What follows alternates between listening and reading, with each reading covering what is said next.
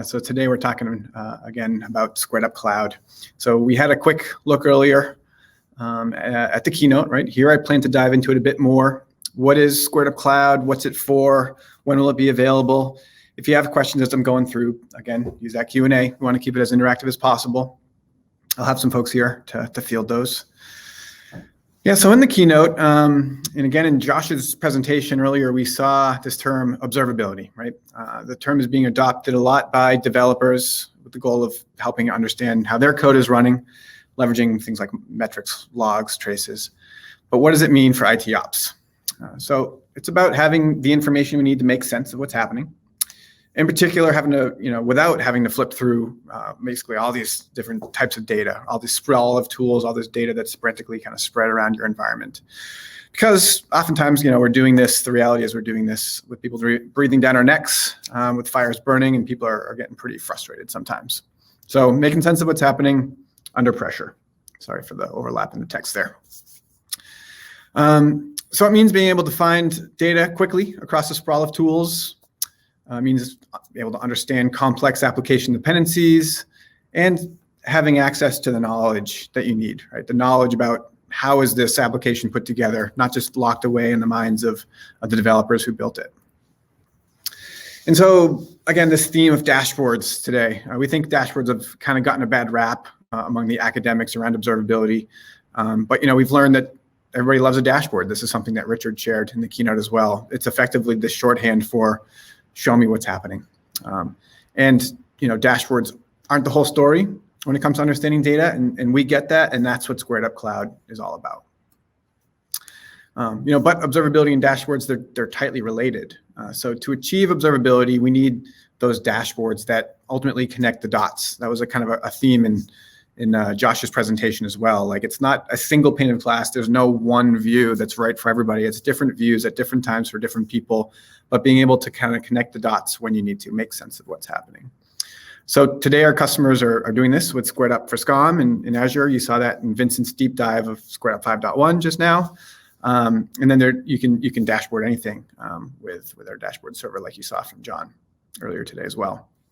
So our goal with SquaredUp Cloud is to do this again, but for all your business services, right, across on-prem and cloud. And so the secret sauce that makes this possible is that knowledge graph. The graph is sort of similar in concept to that connected object model underneath SCOM.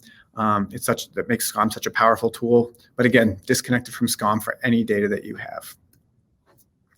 So let's dive in. We're going to take a look at SquaredUp Cloud again. We're going to then examine what is this knowledge graph. Then I'll take us through a deeper demo where we sort of see how this connected data helps us achieve that IT observability across on-prem and cloud. And then I'll wrap up with kind of what this means, right, for customers and when SquaredUp Cloud will become publicly available. So let's hop over to SquaredUp, take a peek. So let me just get acclimated over here. So this is sort of the login screen of SquaredUp Cloud. It's hosted in the cloud. More specifically, it's hosted in AWS. So I can sort of log in using my existing sort of Active Directory credentials. And we're going to come into kind of the SquaredUp Cloud that I showed earlier in the keynote, if you saw. And we have kind of our dashboards on the left, and we have the sample dashboard over here that we use for our environment. And the sample we're using, it's a dashboard looking at SquaredUp Cloud. So you can see sort of the overview perspective from the login that a user would see, the health, the cost of where it's hosted, Lambda errors, pull-in requests, and a lot more information. So it's just a sample. So again, it's very refreshed to maybe the dashboards that we've been seeing in the other deep dives, but it's still kind of the same powerful SquaredUp dashboards at the heart. And then the search bar, that's kind of the secret that gets the information that you need sort of at your fingertips. Showed that a little bit earlier as well. So it's these data sources that really separates sort of SquaredUp Cloud from SquaredUp for Azure, which is for Azure, or SquaredUp for SCOM, which is for SCOM. This is SquaredUp for any data. And so flipping through the data sources, we can see we have in our environment, again, we have sort of ServiceNow, New Relic, AWS, Azure, SCOM, and we're pulling all this data together, right? We're connecting it into what we called earlier. That's that knowledge graph. It's a graph. I'll talk more about that in a second, of all this kind of connected data. And we'll just let this kind of load here. So this graph is basically giving you insights into kind of like what are the different dependencies within maybe an application and the service, all the way down to the infrastructure that supports them. So we'll come back to that. I just wanted to kind of gloss over the product. I'll come back to the product in just a second. I'm going to go back to the slides because we're going to dive into that graph. This concept of a graph. What is a knowledge graph? Oops. So for many of us, this is what we thought a graph was maybe when we were in school. A graph of an algebra equation was a chart with an x and a y axis, right? We'd plot the slopes. But a graph is a vague term. A lot of people use it to mean a chart. So maybe, to track sales metrics, and be quite natural to be confused about this term graph since we've just spent the last couple hours talking about dashboards, and graphs and dashboards are kind of similar. But this is not the graph we're talking about. In fact, we're talking about a different sort of graph. And if you look up graph on Google and you hit Wikipedia, their top entry is actually this one. It's a mathematical term. It's basically a structure. It's made of vertices and edges. More commonly, they're referred to as nodes and links.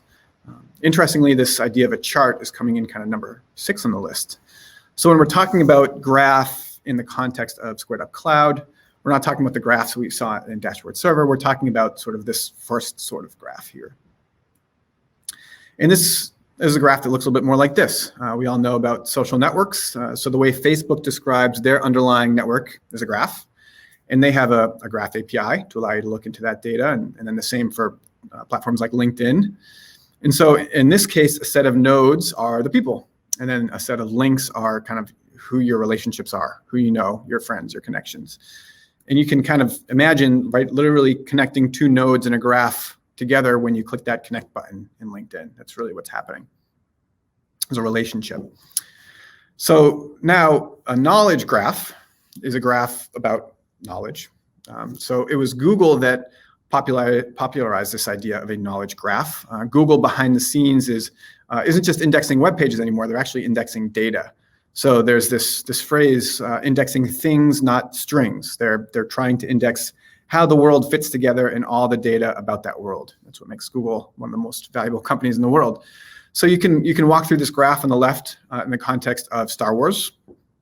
So the Walt Disney Company has this sub-organization called Lucasfilm, who was a production company for Star Wars, right, in which Harrison Ford was an actor who played Han Solo. And you can kind of just walk the graph and make sense of it, right?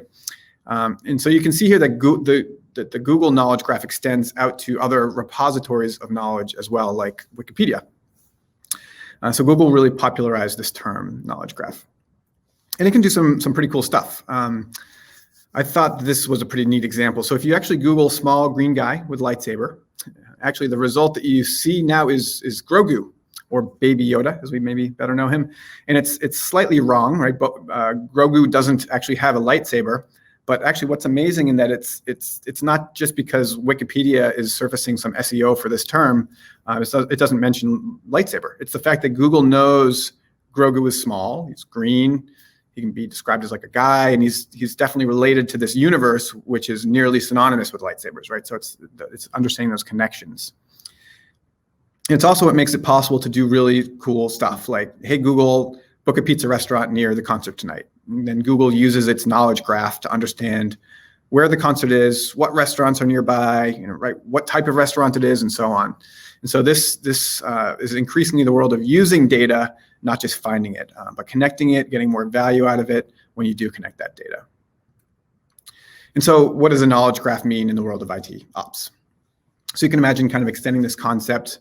You have a business service which relies on an application, which relies on another sort of microservice, which in turn is maybe monitored by this particular monitoring tool or hosted on this particular VM, maybe, right? And you can start to connect those dots. You can do some pretty powerful things. For example, you can say, hey, what's the cause of the flood of support tickets and who should I escalate to? You can sort of, again, navigate the graph to make sense of what's happening. So this idea of a knowledge graph, it's an established thing, and you can see how powerful it can be for IT ops, really taking that idea of SCOM's object model, but extending it to the next level with a lot of new technology.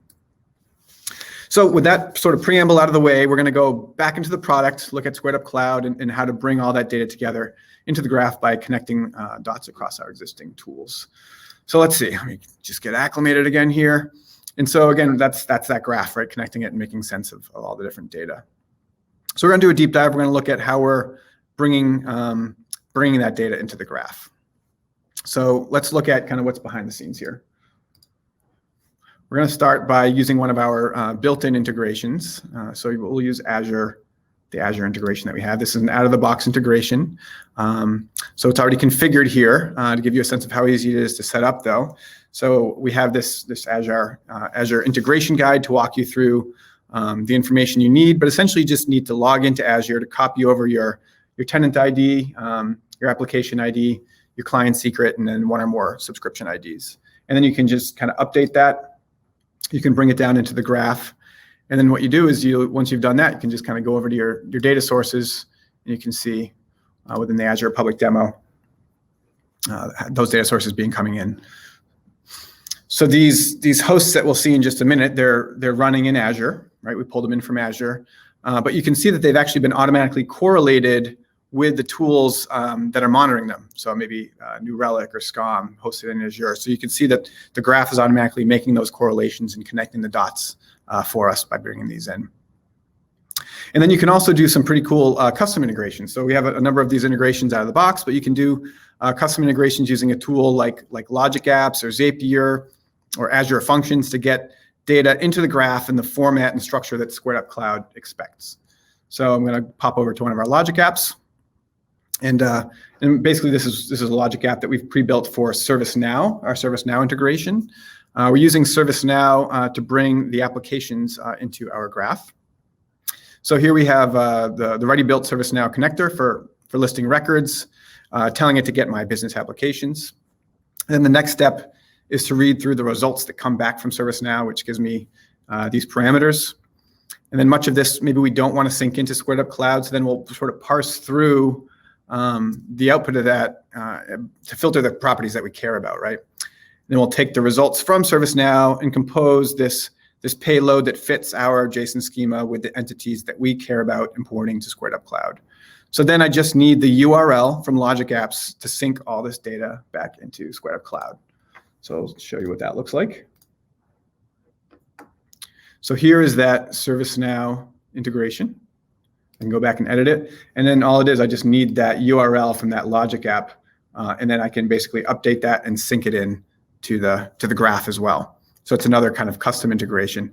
Now, when I go back to our data sources and I can look at ServiceNow, I can basically see that ServiceNow business services are automatically correlated with the data from the other different tools. So here's an example of our apps from ServiceNow.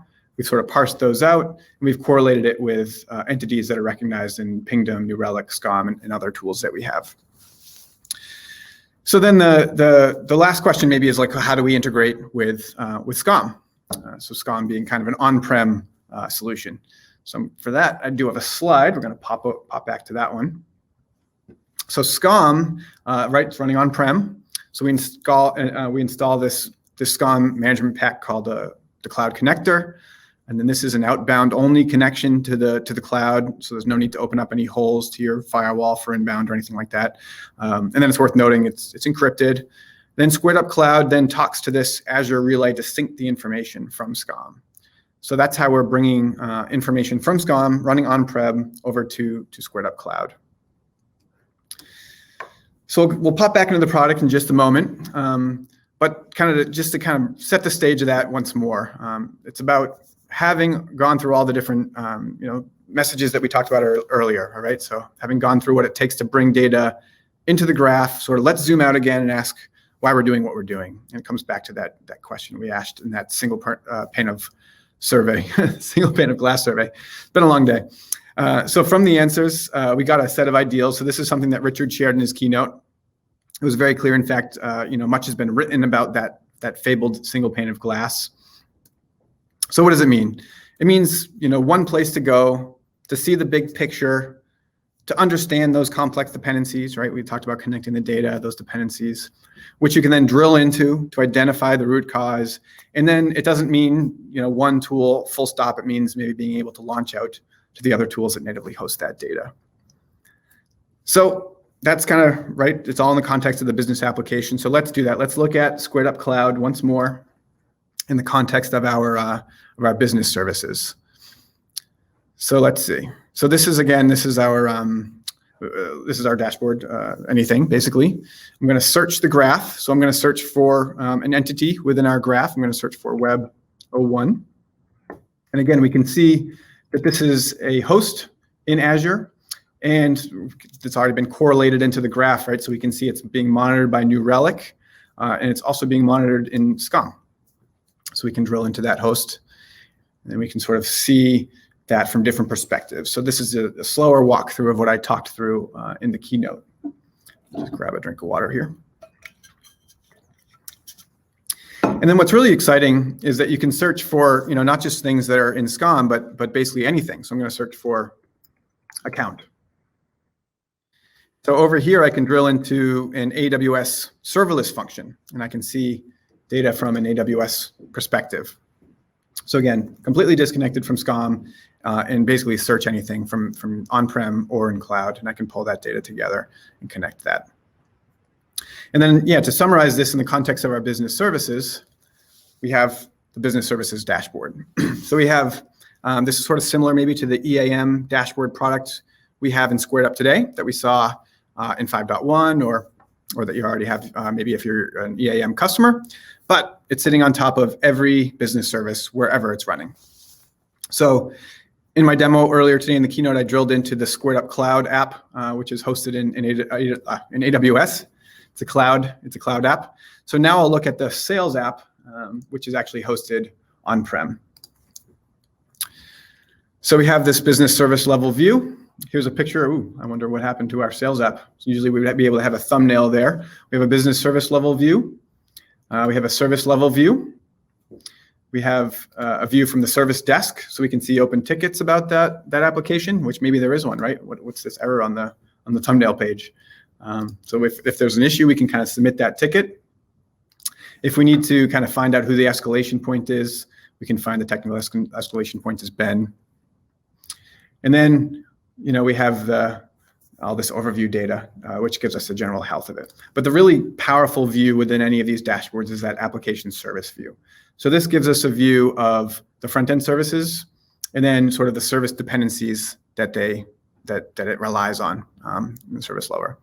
So here we can sort of see that graph that's been filtered down for this particular application, the sales app.